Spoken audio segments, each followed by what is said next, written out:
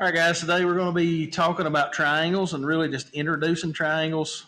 Two main missions that you're going to get out of this today is to be able to name triangles appropriately as well as to find unknown angles of triangles. So, very basic definition. I know you've probably seen triangles since probably the second or third grade, so or maybe even earlier than that. But triangle is a plane or a flat figure that has three sides and three angles, which makes perfect sense. We've all rode a tricycle, I'm sure. So a tricycle has three wheels. So triangles appear in a variety of sizes and shapes. You see down here that they don't have to just be turned like this. Normally we look at this and we say, okay, this is the base, but really this could be the base, that could be the base. It doesn't really matter, okay? And we'll get into more details about that as we go. But the next thing that it talks about is about labeling a triangle. All right, so it says the most common way to label triangles with three letters, usually written in alphabetical order. One letter is placed at the vertex of each angle. So you see in this one we have angle A and an angle C and an angle B. And so what it's saying is typically you're going to name those in alphabetical order. In other words, this one would be A, B, C. I want to say as well that you could name this actually six different ways. You could also name it CAB. You could name it CBA. There's multiple different ways that you could name angles. Okay, but again, for this example and for what they're kind of taking you through, they're asking you to kind of write them in alphabetical order. The key is making sure that you go in order. In other words, you can't just kind of skip around. So A, B, C is the way this one in particular would be named. So now it's going to talk about representing a side of a triangle.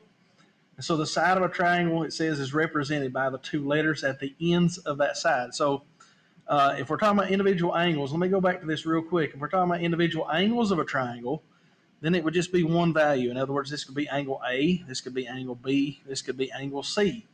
But when we're talking about sides, then I want you to notice that you're going to have two letters that are going to be represented here. So the example that it gives you is side ST, which is here, ST is the side opposite or across from angle R. So if you notice, you've got angle R right here, and if you were to draw a line opposite that, which is going to be really, really important, you're saying, well, how can that be so important? Well, when we get to trigonometry, it's going to be important that you understand what side is opposite what angle, okay? Believe me, when we get there, you're going to be thankful for that piece of information. So again, here it's saying that side ST right here is opposite of angle R. And that may seem pretty basic again, but believe me, that is something that's really, really important as we get further into the subject of geometry. And then I've put a star here, if you notice, by this note right here. And this is not as much important for this assignment. Actually, there is one question I know I've seen that talks about this, but this is very, very important, especially when we get to chapter 5. Right now we're in chapter, it's kind of called chapter 4 and 7 because we're kind of getting two topics at once. We're talking about congruence and similarity and using triangles. But when we get to chapter 5, this right here is going to be really, really important. So it says the longest side of a triangle is always opposite the largest angle. And so the longest side is always across from the largest angle. If you notice here, notice how long this particular side right here is. And if you notice, this is an obtuse angle. Both of these angles are acute angles. So it makes sense that the longest side is going to be opposite the largest angle. Again, very, very important as we go through into further chapters. And then last but not least, on this first page, it talks about representing an angle in a triangle. And it says an angle in a triangle is most often represented by the angle's vertex letter only. And so if you notice this 30 degrees, we would really just refer to this as angle D. So we're saying angle D is 30 degrees. Again, that's pretty common sense, but this kind of goes through this and gives you that basic understanding before you get on to actually doing some work. So let's flip the page over, page 43, and this is the packet you're going to be working on today. And I'm just going to go through a few of these examples. Obviously, you'll need to complete all of these. But number 1 says write the letters in alphabetical order that represent each triangle. So you notice I have angle A, I have angle B, and I have angle C. And so because they said I needed to write it in alphabetical order, then I'm going to start with the smallest letter, which is obviously A. So A, B, C is the name of this particular triangle. And we can also use some notation here. So you can make a little triangle symbol and say triangle ABC. That way when people sees that, they know exactly what they're looking for and talking about. We're talking about triangles. So now let's move down to number 4. It says name the side that is opposite each measured angle. So you notice the measured angle is right here. 50 degrees is angle E. So the side that is opposite that, again, remember, just think about a ray kind of coming out of this angle. And so the side that is opposite this would be the side CD. Okay, so the answer for this one would just be CD. You can just write 2 letters. Remember, for all these 3 right here, you're going to have 2 letters, because anytime you're talking about a side, you're going to have 2 letters that you're talking about to reference that side. All right, number 7 says using a single letter, name the angle that is opposite a measured side. So now they're giving us the side, and they're saying, okay, what angle am I across from? So here's the side that we have measured. What angle is across from that? Well, the angle across from that, again, think about a ray here, excuse me, would be angle D, okay? So again, it says using a single letter, name the angle that is opposite a measured side. So for this one, we would have angle D. You notice I made that little sign. Kind of looks like a less than symbol. The only difference is you kind of come down and then go straight across instead of the way a less than symbol is. So angle D would be the answer for that one. I'm going to let you go ahead and finish the bottom of this, 10 through 15. Yeah, excuse me, I'm sorry. I'm going to let you finish 10 through 15. Those should be pretty easy for you. Again, reference back and look at what you've already done, and that should help you. And again, you're going to use this triangle over here to answer these questions. Okay? Now let's look at the 3rd page. I guess it would be page 44 of this packet. And it talks about the sum of the angles in a triangle. And here's what it says. One of the most important rules to learn in the study of geometry is the following. And I'm going to go ahead and put a box around this. The sum of 3 angles in a triangle is equal to 180 degrees. And it uses some symbols. You can write this rule in symbols. Angle A plus angle B plus angle C equals 180. And they're kind of referencing this triangle. My question for you today is this. Why does the sum of 3 angles in a triangle always equal 180 degrees?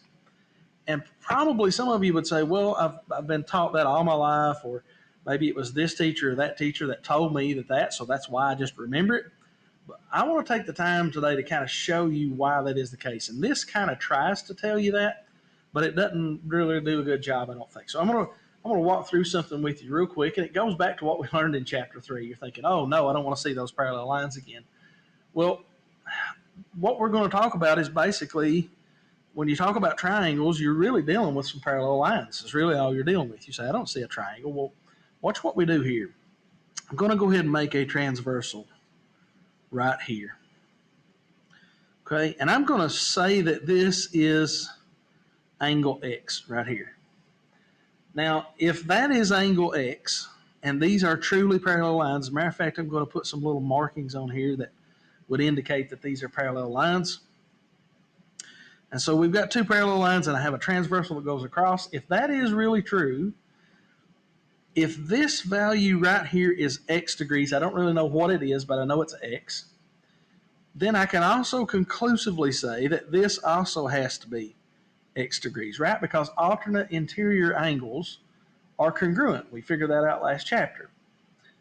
So now what if I did another transversal, and it just happened to go kind of through the same top point, but it went through a different point this way? And what if, for example, I said that this one was Y degrees?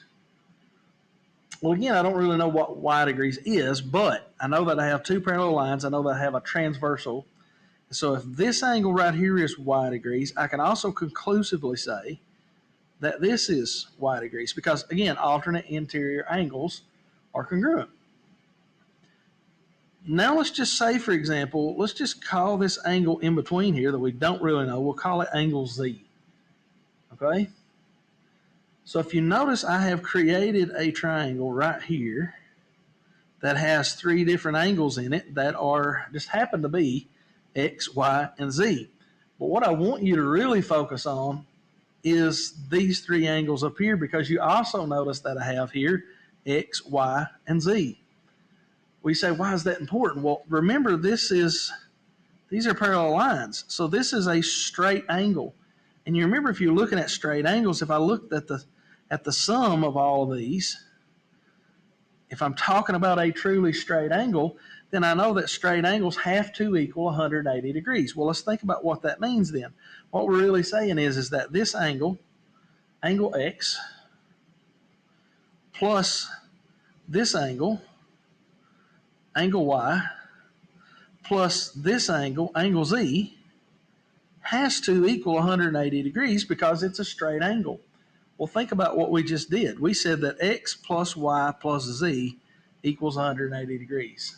Well, ladies and gentlemen, I want you now to look inside your triangle, because inside your triangle you have the angles X, you have the angle Y, and you have the angle Z. And so it is for this reason triangles are just based on parallel lines and transversals.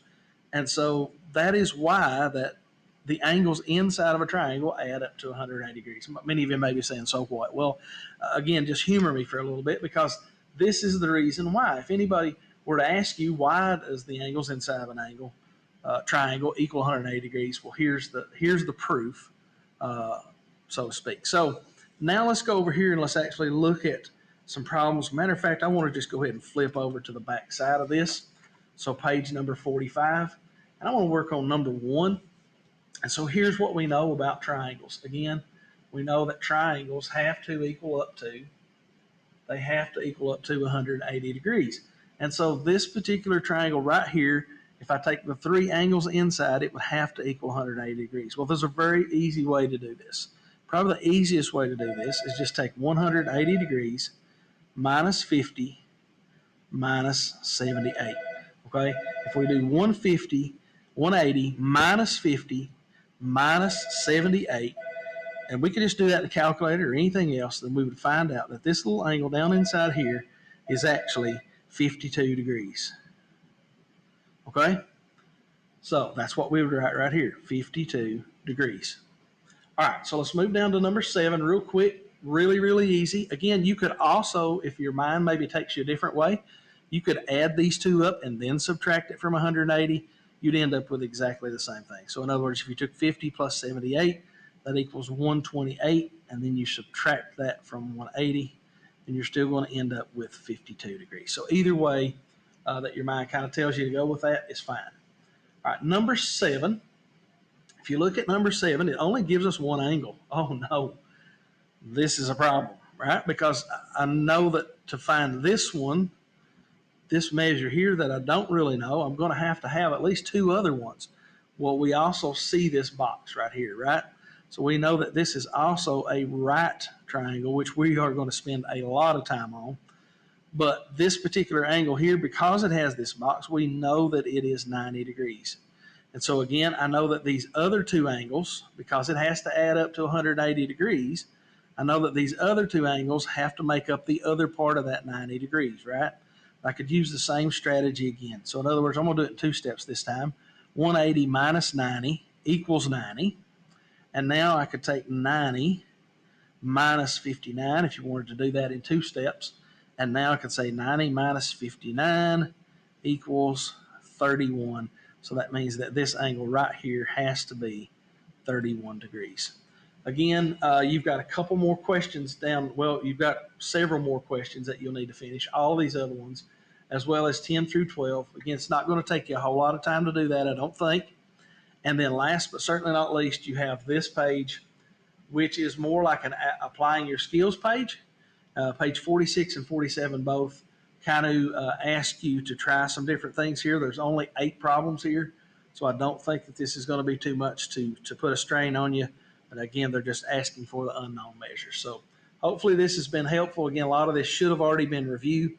As a matter of fact, most of this chapter, except for some of the stuff on congruence and similarity, is going to be reviewed until we get to that part. So have a great day. As always, contact us if you have any issues.